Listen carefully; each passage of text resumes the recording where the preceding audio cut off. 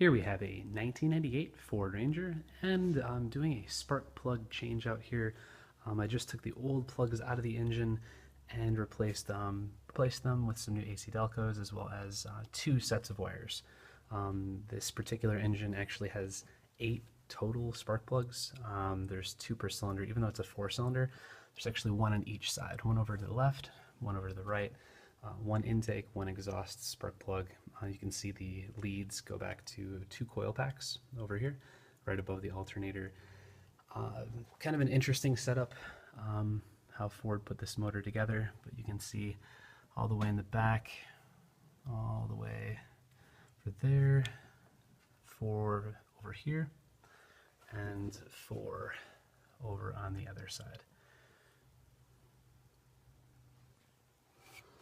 So in order to access this side, the intake side, I actually took the intake manifold off. I imagine that you could get at the spark plugs without taking it off, but it's much easier to get a socket on them and replace them.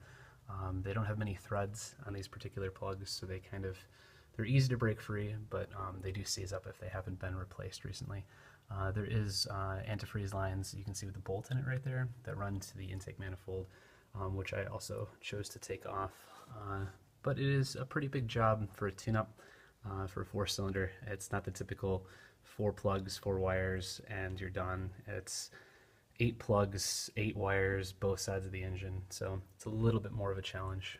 I'll get in here to show you guys what this looks like. And there's another one right down there.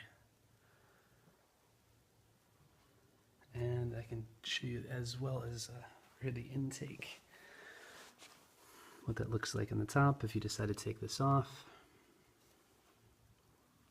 Little vacuum there.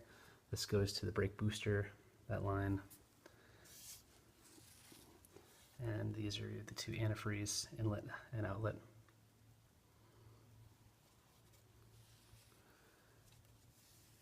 And this little guy right here, it's kind of difficult, it actually just pops off. But if you're looking at it and you don't really know what the bottom looks like, it might be a little difficult. So that just kind of slides off there. If you flip it over, you'll be able to tell. And this just 2